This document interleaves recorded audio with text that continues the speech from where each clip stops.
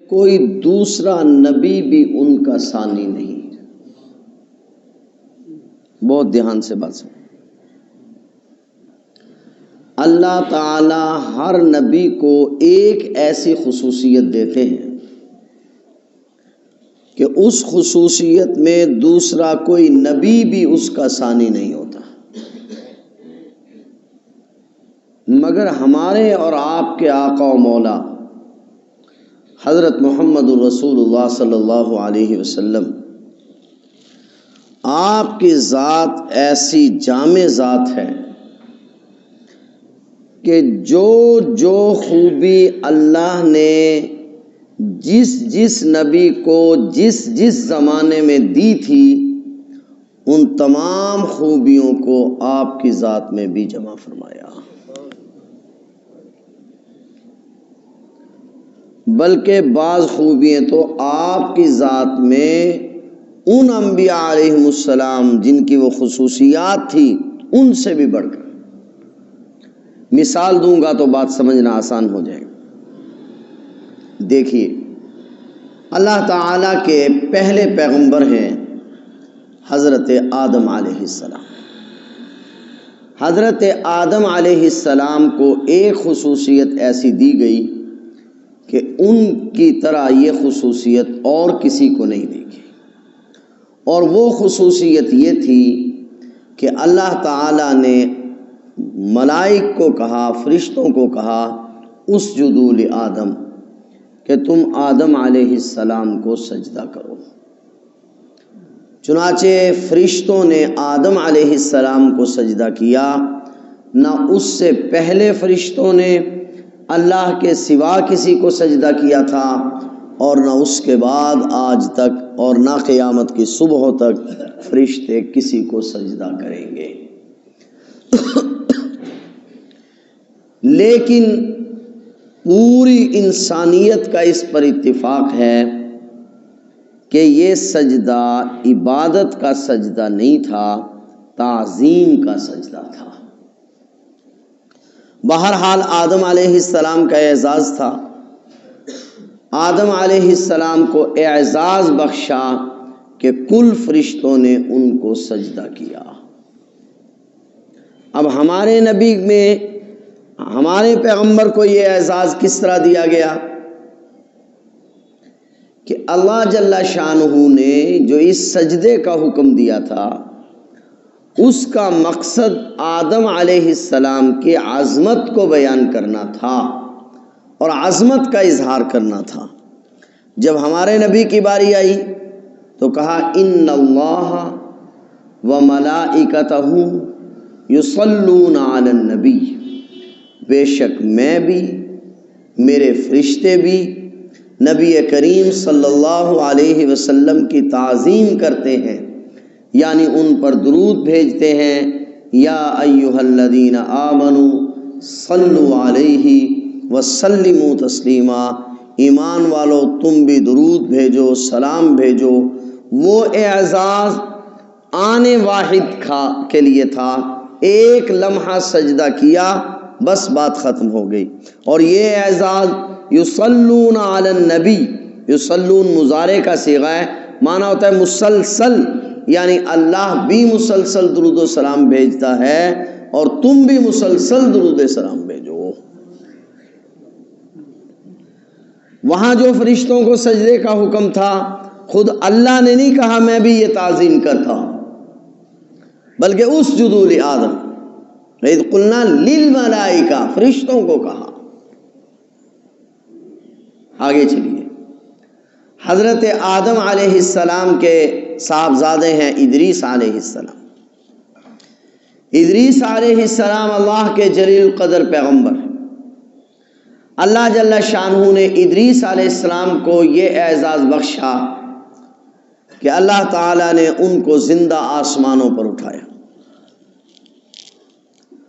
حضرت ادریس علیہ السلام آج آسمانوں پر ہیں، جس طرح کہ عیسیٰ علیہ السلام، مگر عیسیٰ علیہ السلام دوبارہ دنیا میں آ جائیں، پھر دنیا میں ہی ان کی وفات ہوگی اور پھر یہیں سے وہ اٹھیں۔ صرف ادریس علیہ السلام کو یہ اعزاز ملا کہ ادریس علیہ السلام کو اللہ جل شانہ چوتھے آسمان تک لے گئے، مگر ہمارے نبی کو جب یہ اعزاز بخشنا چاہا تو معراج کی رات ہمارے نبی کو چوتھے آسمان تک نہیں، بلکہ علماء نے لکھا ہے زمین سے لے کر پہلے آسمان تک یہ عالم ناسوت ہے، پہلے آسمان سے سدرۃ المنتہا تک یہ عالم ملکوت ہے، اور سدرۃ المنتہا سے اوپر عالم لاہوت ہے۔ یہ عالم ناسوت تک انسان جائیں گے، یعنی انسانیت آج چاند پر ہے، ترقی کرے گی، آگے بڑھے گی۔ علماء نے لکھا ہے ترقی کرتے کرتے لوگ پہلے آسمان تک پہنچیں گے، جس دن پہلے آسمان تک پہنچیں گے اسی دن قیامت آئے گی۔ یعنی انسان کی جو پرواز ہے وہ عالم ناسوت کی انتہا تک ہے، اس سے اوپر پرواز ہے عالم ملکوت میں فرشتوں کی، ملائکہ کی۔ ملائکہ کی پرواز کہاں تک ہے کہ جب حضور علیہ السلام سدرۃ المنتہا پہ پہنچے، اس کو منتہا اسی لیے کہتے ہیں کہ یہاں مخلوق کی انتہا ہو جاتی ہے۔ جب آپ سدرۃ المنتہا پہ پہنچے تو کہا کہ میں آگے نہیں جا سکتا، آپ آگے تشریف لے جائیں۔ حضور علیہ السلام فرماتے ہیں پھر سیڑھی لائی گئی، میں اس سیڑھی پر چڑھ گیا۔ یعنی انسان کی جو پرواز ہے وہ عالم ناسوت کے انتہا تک ہے، فرشتے کی جو پرواز ہے وہ عالم ملکوت کی انتہا تک ہے، مگر ہمارے نبی عالم ناسوت کو بھی کراس کر گئے، پھر عالم ملکوت کو بھی کراس کر گئے اور عالم لاہوت میں پہنچ گئے۔ تو حضرت ادریس علیہ السلام کو اللہ نے اعزاز بخشا کہ عالم ناسوت سے نکالا اور عالم ملکوت میں لے گئے، مگر ہمارے نبی عالم ملکوت سے اوپر عالم لاہوت میں چلے گئے۔ اللہ تعالیٰ کے پیغمبر ہیں حضرت سلیمان علیہ السلام۔ سلیمان علیہ السلام کو اللہ نے ایک اعزاز بخشا، معجزہ عطا فرمایا، وہ تھا سلیمان علیہ السلام کا تخت۔ یہ جو سلیمان علیہ السلام کا تخت تھا یہ 8 میل لمبا اور 8 میل چوڑا تھا۔ سلیمان علیہ السلام کے اس تخت پر 3 لاکھ کرسیاں بچھائی جاتی تھیں جن پر آپ کے خواص بیٹھتے تھے، اور جب یہ تخت چلتا تھا تو ہوا اس کو اڑا کر لے جاتی تھی، ہوا اس کو اٹھا کر چلتی تھی۔ ایک جماعت کی ڈیوٹی تھی پرندوں کی، جو ہی یہ تخت اٹھتا تھا تو وہ اپنے پروں سے اس پر سایہ کر لیتے تھے۔ غدوہا شہر و رواحہا شہر، قرآن کہتا ہے کہ 1 مہینے کے برابر سفر صبح کو کرتے تھے اور 1 مہینے کے برابر سفر شام کو کرتے تھے۔ یعنی 1 مہینے میں جتنا سفر کیا جاتا ہے اتنا سفر ایک صبح میں ہوتا تھا اور ایک شام میں۔ مگر ذرا غور فرمائیں، اللہ تعالیٰ نے حضرت سلیمان علیہ السلام کو زمین پر تمام چیزوں پر حکومت دی تھی، انسانوں پر، جنوں پر، چرندوں پر، پرندوں پر آپ کی حکومت تھی، چاروں مخلوقوں پر۔ لہٰذا آپ جاتے تھے تو اللہ تعالیٰ نے ساری زمین کے لیے حکم فرمایا سلیمان علیہ السلام کو کہ ساری زمین پر پہنچو۔ چنانچہ سلیمان علیہ السلام کا یہ تخت اڑا اور سلیمان علیہ السلام کو 1 مہینے میں پوری روئے زمین کا چکر کاٹا، پوری روئے زمین کا چکر کاٹ کر یہ واپس آیا، گویا کہ ساری روئے زمین حضرت سلیمان علیہ السلام کو دکھائی گئی اور اس تخت پر آپ نے دیکھی۔ مگر مفسرین لکھتے ہیں، شیخ عبدالحق محدث دہلوی لکھتے ہیں، کیونکہ ہمارے نبی کی نبوت تو اس سے بھی اوپر تھی کہ جنات انسانوں کے ساتھ ساتھ آپ کی حکومت تو آپ کی نبوت تو اوپر بھی تھی، حتیٰ کہ عرش تک آپ کی نبوت تھی، لہٰذا آپ علیہ السلام کو بھی یہ دنیا دکھانی تھی۔ مگر اللہ جل شانہ نے حضرت سلیمان علیہ السلام کو تو حکم دیا کہ سلیمان علیہ السلام اس دنیا کا چکر کاٹیں، مگر جب ہمارے نبی کی باری آئی تو معراج کی رات ساری زمین کو سمیٹ کر حضور علیہ السلام کو دیدار کرایا گیا۔ بات کچھ سمجھ رہے ہیں؟ سلیمان علیہ السلام کا جو تخت تھا، غدوہا شہر و رواحہا شہر، قرآن کہتا ہے کہ یہ جو تخت تھا 1 مہینے کے برابر صبح کو سفر کرتا تھا، 1 مہینے کے برابر شام کو، مگر آپ علیہ السلام کی جو براق تھی وہ ایک ہی قدم میں اتنا دور جاتی تھی جتنی دور انسان کی نگاہ جاتی ہے۔ اللہ تعالیٰ نے ہمارے نبی کو وہ بھی اعزاز بخشا، یعنی اس کے بھی آپ جامع تھے۔ اللہ تعالیٰ کے پیغمبر گزرے ہیں حضرت ابراہیم علیہ السلام۔ ابراہیم علیہ السلام کو اللہ نے 3 اعزاز بخشے۔ پہلا اعزاز یہ تھا کہ ابراہیم علیہ السلام کو اللہ نے اپنا خلیل بنایا۔ خلیل کہتے ہیں سچے اس دوست کو جو اپنے دوست پر سب کچھ قربان کر دے۔ تو اللہ تعالیٰ نے ابراہیم علیہ السلام کو یہ اعزاز بخشا کہ ان کو اپنا خلیل بنایا، مگر ہمارے نبی کی باری آئی تو ان کو اپنا حبیب بنایا۔ خلیل اور حبیب میں کیا فرق ہوتا ہے؟ خلیل اس کو کہتے ہیں جو سب کچھ لٹائے، اور حبیب اس کو کہتے ہیں جس پر سب کچھ لٹایا جائے۔ تو ابراہیم علیہ السلام کو اپنا خلیل بنایا اور ہمارے نبی کو اپنا حبیب بنایا۔ آگے چلیے، ابراہیم علیہ السلام کو اللہ تعالیٰ نے دوسرا اعزاز بخشا کہ ابراہیم علیہ السلام کو حکم ہوا کہ میرا گھر بناؤ۔ ابراہیم علیہ السلام نے اللہ کا گھر تعمیر کیا، بہت بڑا اعزاز تھا۔ اللہ تعالیٰ نے اپنا گھر تعمیر کرنے کے لیے، اس سے پہلے یہ گھر آدم علیہ السلام نے تعمیر کیا تھا، اور آدم علیہ السلام سے پہلے یہ گھر فرشتوں نے تعمیر کیا تھا، اور بعض روایات میں اس سے پہلے یہ گھر خود اللہ نے تعمیر کیا تھا۔ جس طرح بیت اللہ زمین پر ہے، اسی طرح بیت اللہ آسمانوں پر بھی ہے۔ لکھا ہے مفسرین نے کہ اگر وہ بیت اللہ جو آسمان پر ہے، اگر اس بیت اللہ سے ایک اینٹ پھینکی جائے تو اس بیت اللہ کی چھت پر آ کر گرے، یہ اس طرح اس کے سامنے ہے، بالکل برابر میں۔ تو اللہ تعالیٰ نے ابراہیم علیہ السلام کو اعزاز بخشا اور فرمایا کہ میرا گھر بناؤ۔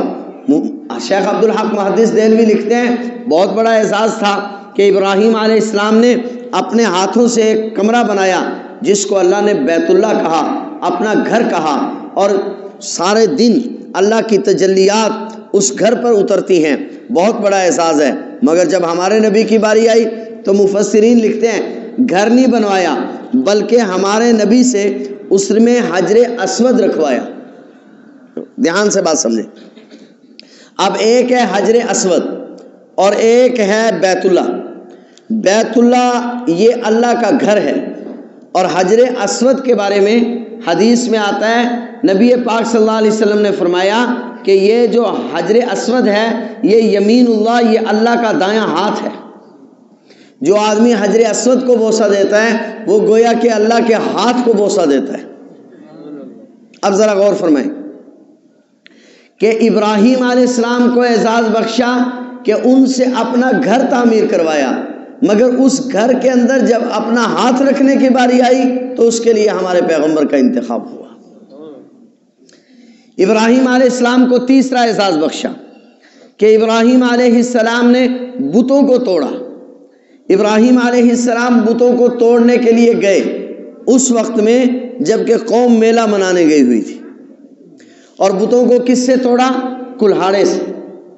مگر ہمارے نبی کی جب باری آئی تو حضور علیہ السلام نے بتوں کو اس وقت توڑا جب سارا مکہ بیت اللہ کے ارد گرد جمع تھا، اور حضور نے کلہاڑی سے نہیں توڑا بلکہ حضور چھڑی کا اشارہ فرماتے تھے، بت زمین پر گر جاتا۔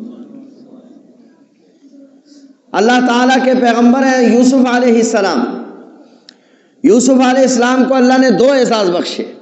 میں یہ وہ اعزاز ذکر کر رہا ہوں کہ بعض انبیاء، تمام انبیاء علیہ السلام کو اللہ نے ایک ایک خصوصیت ایسی دی ہے جو کسی اور نبی کو نہیں دی۔ یوسف علیہ السلام اللہ نے 2 اعزاز بخشے۔ پہلا اعزاز یہ تھا کہ یوسف علیہ السلام کو خواب کی تعبیر کا علم دیا گیا، لیکن آپ اٹھائیں تفاسیر، احادیث کی کتابیں اٹھائیں، یوسف علیہ السلام نے اپنی زندگی میں صرف 3 خوابوں کی تعبیر دی۔ ایک جو خواب بچپن کا جس میں ذکر ہے یعقوب علیہ السلام کے سجدہ کرنے کا، سورج اور چاند ستارے مجھے سجدہ کرتے ہیں۔ دوسرا خواب جو جیل کے ساتھی نے دیکھا، تیسرا خواب جو شاہ مصر نے دیکھا، عزیز مصر نے دیکھا۔ ان 3 خوابوں کی تعبیر یوسف علیہ السلام نے دی۔ مگر حدیث اٹھا کر دیکھیے، احادیث کی کتابیں، نبی پاک صلی اللہ علیہ وسلم فجر کی نماز کے بعد باقاعدہ بیٹھتے تھے اور صحابہ کرام سے پوچھتے تھے کہ کسی نے کوئی خواب دیکھا ہے، اور آپ اس خواب کی تعبیر دیتے تھے۔ حتیٰ کہ آپ کی مجلس مبارک میں بیٹھنے والے صحابہ کرام بھی خواب کی تعبیر دینے لگے، اور اس امت میں تعبیر کا علم مشہور ہو گیا۔ یوسف علیہ السلام کا دوسرا اعزاز، یوسف علیہ السلام حسین بہت تھے۔ آپ نے سنے ہوں گے یوسف علیہ السلام کے حسن کے چرچے، کہ خواتین نے، وہ خواتین جو زلیخا کو طعن کرتی تھی، زلیخا نے کہا ایک دن ان کے لیے انتظام کیا پھلوں کا، اور یوسف علیہ السلام کو جب وہ سب خواتین پھل اور چھریاں لے کر بیٹھ گئی، اب یوسف علیہ السلام کو فرمایا کہ ذرا جمال نبوت کا نظارہ کراؤ۔ حضرت یوسف علیہ السلام جب آئے تو یوسف علیہ السلام کو جو دیکھا، قطعنا ایدیہن قلنا حاشا للہ ما ھذا بشرا، چھریوں کو چلانا تو پھلوں پر تھا مگر اپنے ہاتھوں پر چل پڑی اور کہنے لگی ما ھذا بشرا، اللہ کی قسم یہ کوئی انسان نہیں ہو سکتا، مگر ایمان نہیں لائی۔ دھیان سے بات سمجھیں۔ مفسرین لکھتے ہیں یوسف علیہ السلام کا حسن کتنا تھا، لکھا ہے ساری کائنات کے لوگوں کو جو حسن دیا گیا اس کے 2 حصے کیے گئے۔ آدھا حصہ یعنی 1 حصہ کل کائنات کو دیا گیا، اور 1 حصہ صرف یوسف علیہ السلام کو دیا گیا۔ مگر مفسرین لکھتے ہیں یہ جو حصہ یوسف علیہ السلام کو دیا گیا اور کل کائنات کو دیا گیا، یہ کل حسن کا 10واں حصہ تھا۔ یعنی کل حسن کے اللہ نے 10 حصے کیے، 10ویں حصے کو پھر آدھا آدھا کیا، 10واں حصہ یعنی 20واں حصہ کل کائنات کو ملا، اور 20واں حصہ ہی یوسف علیہ السلام کو ملا، اور 9 حصے میرے اور آپ کے آقا و مولا حضرت محمد رسول اللہ صلی اللہ علیہ وسلم کو ملا۔ اس لیے سیدہ عائشہ رضی اللہ تعالیٰ عنہ نے فرمایا لنا شمس فللآفاق شمس، ایک آسمان کا سورج ہے، ایک میرا سورج ہے۔ آسمان کا سورج دنیا کے ظاہر کو روشن کرتا ہے، میرا سورج اندھیرے دلوں کو بھی روشن کرتا ہے۔ یوسف علیہ السلام کے 2 اعزاز تھے، وہ اعزاز اللہ نے ہمارے نبی کو بھی عطا کیا۔ اللہ کے پیغمبر ہیں حضرت موسیٰ علیہ السلام، موسیٰ علیہ السلام کو اللہ نے اعزاز بخشا کہ موسیٰ علیہ السلام کے پاس ایک عصا تھا، اس کی 2 صفتیں تھیں۔ ایک صفت تو یہ تھی کہ جب موسیٰ علیہ السلام تنہا ہوتے تو وہ موسیٰ علیہ السلام سے گپ شپ کرتا، باتیں کرتا۔ دوسری صفت یہ تھی کہ جب رات ہو جاتی تو وہ روشن ہو جاتا، موسیٰ علیہ السلام اس کی روشنی میں سفر کر سکتے۔ مگر محدثین لکھتے ہیں اللہ تعالیٰ نے یہ دونوں اعزاز ہمارے نبی کو بھی بخشے، کہ یہ تو عصا تھا جو موسیٰ علیہ السلام کے ہاتھ میں مسلسل رہتا تھا، مگر ہمارے نبی کی شان تو یہ ہے کہ آپ نے کھجور کے خشک تنے پر ہاتھ رکھ کر خطبہ دیا، اور جب آپ نے ممبر بنوایا تو وہ رونے لگا، اس میں اتنی طاقت پیدا ہو گئی، اتنی قوت گویائی آ گئی۔ موسیٰ علیہ السلام کا جو عصا تھا اس کا دوسرا اعزاز یہ تھا کہ وہ جل جاتا تھا، روشن ہو جاتا تھا۔ لیکن یہاں صورتحال یہ ہے کہ نبی کریم صلی اللہ علیہ وسلم کے ایک صحابی نے رات کو عشاء کی نماز پڑھی، قتادہ غالباً نام ہے، قتادہ بن نعیم، رات کو نماز پڑھی عشاء کی۔ عشاء کی نماز کے بعد عرض کی آقا میں نے سفر کرنا ہے، 2 ساتھی ہیں، میں نے سفر کرنا ہے اور میرے پاس کوئی چیز نہیں ہے۔ نبی پاک صلی اللہ علیہ وسلم نے فرمایا، کہا میرے پاس روشنی کی کوئی چیز نہیں۔ آپ نے فرمایا تمہارے پاس کوئی چیز ہے؟ اس نے عرض کیا آقا میرے پاس لاٹھی ہے۔ حضور علیہ السلام نے رحمت والا ہاتھ پھیرا، وہ لاٹھی روشن ہو گئی، وہ دونوں صحابی چل پڑے۔ اب آگے ایک موڑ ایسا آ گیا جہاں سے ایک صحابی نے ایک جانب جانا ہے، دوسرے صحابی نے دوسری جانب جانا ہے۔ اب پریشان ہو گئے کہ دونوں اپنی لاٹھیوں کو روشن کرا لیتے تو اچھا تھا۔ جس صحابی کی لاٹھی روشن تھی اس نے کہا حضرت آپ اپنی لاٹھی مجھے دے دیں۔ جب انہوں نے یہ لاٹھی ان کو دی، انہوں نے اس کو اس لاٹھی کے ساتھ رگڑا تو وہ بھی روشن ہو گئی۔ اللہ تعالیٰ کے پیغمبر ہیں نوح علیہ السلام۔ نوح علیہ السلام کو اللہ نے اعزاز بخشا کہ پیغمبر جب 950 سال تبلیغ کر لی اور دیکھا کہ 950 سال میں 80 یا 82 لوگوں کے علاوہ کوئی آدمی مسلمان نہیں ہوا تو اللہ جل شانہ سے بددعا کی، یا اللہ اب ان کا بیڑا غرق کر دے۔ چنانچہ عذاب کا اعلان ہو گیا۔ نوح علیہ السلام کو حکم ہوا آپ کشتی بنائیے۔ نوح علیہ السلام نے کشتی بنائی، فرمایا اس کشتی میں جو سوار ہو جائے گا، بات دھیان سے سمجھنا، نوح علیہ السلام کی کشتی میں جو سوار ہو جائے گا، خواہ وہ انسانوں میں سے ہو، وہ جنوں میں سے ہو، وہ پرندوں میں سے ہو، وہ حیوانوں میں سے ہو، وہ بچ جائے گا۔ چنانچہ نوح علیہ السلام کی کشتی میں جو انسان سوار ہوئے بچ گئے، جو جانور سوار ہوئے بچ گئے، جو پرندے سوار ہوئے بچ گئے، جو درندے سوار ہوئے وہ بچ گئے، باقی ساری مخلوق ہلاک ہو گئی۔ مگر جب باری آئی نا ہمارے نبی کی تو فرمایا وہاں تو کہا تھا جو آپ کی کشتی میں سوار ہوگا وہ بچے گا، یہاں فرمایا گیا وما کان اللہ لیعذبہم وانت فیہم، پیغمبر میں نے جس زمین پر آپ کو مبعوث کر دیا ہے اب صبح قیامت تک ان پر اجتماعی عذاب نہیں آئے گا۔ ہمارے نبی کو وہ اعزاز بخش۔ اللہ کے ایک پیغمبر ہیں داؤد علیہ السلام۔ داؤد علیہ السلام کو اللہ نے اعزاز بخشا کہ داؤد علیہ السلام کے ہاتھ میں لوہا نرم ہو جاتا تھا، مگر لوہا آج بھی دنیا میں نرم ہوتا ہے، اگرچہ آگ سے نرم ہوتا ہے، لیکن آپ نے اس کی مثال نہیں سنی ہوگی کہ کبھی پتھر بھی نرم ہو گیا ہو۔ معراج کی رات نبی کریم صلی اللہ علیہ وسلم جب معراج پر تشریف لے گئے اور آپ نے اپنی سواری باندھنا چاہی تو حدیث میں آتا ہے وہ پتھر جس کے ساتھ آپ سواری باندھنا چاہتے تھے وہ نرم ہو گیا، آپ نے اس پتھر میں سوراخ کیا اور اس پر اپنی سواری کو باندھا۔ حضور نبی کریم صلی اللہ علیہ وسلم کے ہاتھ میں لوہا نہیں پتھر بھی نرم ہو گیا۔ احد کے دن نبی کریم صلی اللہ علیہ وسلم جب میدان کارزات سے نکلے تو آپ احد پہاڑ کی طرف بڑھے۔ احد پہاڑ میں آج بھی وہ جگہ خالی ہے جہاں نبی کریم صلی اللہ علیہ وسلم تشریف لے گئے، لیکن آدمی وہاں اب تو خیر پابندی اندر داخل نہیں ہو سکتا۔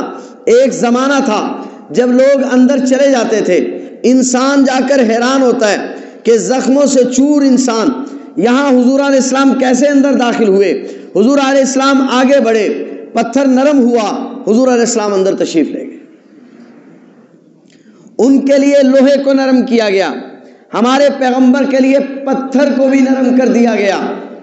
تو میں آپ بات یہ عرض کر رہا تھا کہ جتنے اعزاز اللہ نے تمام انبیاء علیہ السلام کو عطا فرمائے تھے ان تمام اعزازوں کو اللہ نے ہمارے پیغمبر کی ذات میں جمع کر دی۔ بس ایک آخری بات، اللہ کے آخری پیغمبر حضور علیہ السلام سے پہلے حضور علیہ السلام آخری نبی ہیں۔ آدم علیہ السلام سے لے کر عیسیٰ روح اللہ تک یہ تمام کمالات ہیں۔ بنی اسرائیل کے آخری نبی حضرت عیسیٰ علیہ السلام ہیں۔ حضرت عیسیٰ علیہ السلام کو چند اعزاز بخشے گئے۔ پہلا اعزاز یہ تھا کہ حضرت عیسیٰ علیہ السلام مادر زاد نابینا کی آنکھوں پر ہاتھ پھیرتے، بینائی واپس آ جاتی۔ یہ اعزاز اللہ نے ہمارے نبی کو بھی عطا فرمایا۔ ایک صحابی نبی کریم صلی اللہ علیہ وسلم کا جنگ احد میں پہرا دے رہے تھے، حضور علیہ السلام کے چہرے کے سامنے انہوں نے اپنا چہرہ کر رکھا تھا، حضور کے ہاتھوں کے سامنے اپنے ہاتھ کر رکھے تھے، حضور علیہ السلام کے چہرے کے سامنے چہرہ کر کے کھڑے تھے کہ ایک تیر لگا جس سے آپ کا ڈیلا جو تھا وہ باہر آ گیا۔ حضور علیہ السلام کی خدمت میں پیش کیا. آپ علیہ السلام نے رحمت والے ہاتھ سے وہ ڈیلا پھر وہیں رکھ دیا, آنکھ پہلے سے بھی زیادہ روشن ہو گئی. عیسیٰ علیہ السلام کو اللہ تعالیٰ نے یہ اعزاز بخشا تھا کہ عیسیٰ علیہ السلام کے ہاتھ پہ مردے زندہ ہوتے تھے.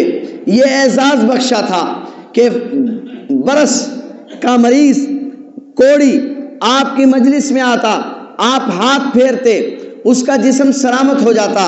حدیث میں آتا ہے, ایک صحابی فرماتے ہیں میں چھوٹا بچہ تھا, ہنڈیا ابل رہی تھی, مجھ سے لکڑی کو ہاتھ لگ گیا, ہنڈیا میرے اوپر گر گئی, میرا سارا جسم جھلس گیا. میرے والد ماجد مجھے نبی پاک صلی اللہ علیہ وسلم کی مجلس میں لے گئے.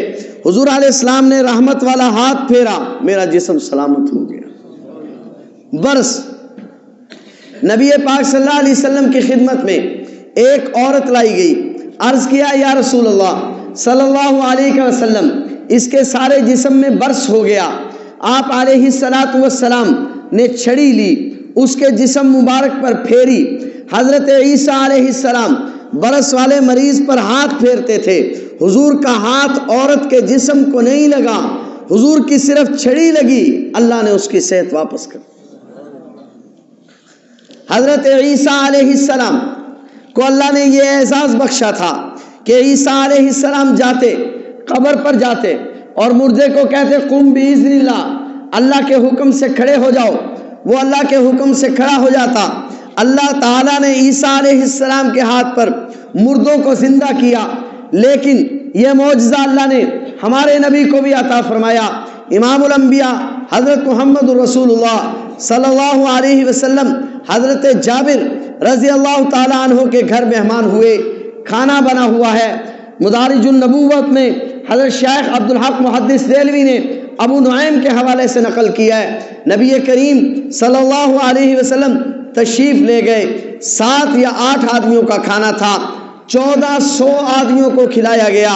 1400 آدمیوں کو کافی ہو گیا. آپ نے اعلان کرا دیا کہ کوئی آدمی ہڈی کو توڑے نہیں, ہڈی کو توڑا نہیں گیا. نبی کریم صلی اللہ علیہ وسلم نے حضرت جابر سے فرمایا کیا سب لوگوں نے کھانا کھا لیا؟ آقا سب نے کھانا کھا لیا. حضور علیہ السلام نے فرمایا کیا ہڈیاں موجود ہیں؟ عرض کی ہاں آقا ہڈیاں موجود ہیں. حضور علیہ السلام نے فرمایا ہڈیاں لاؤ.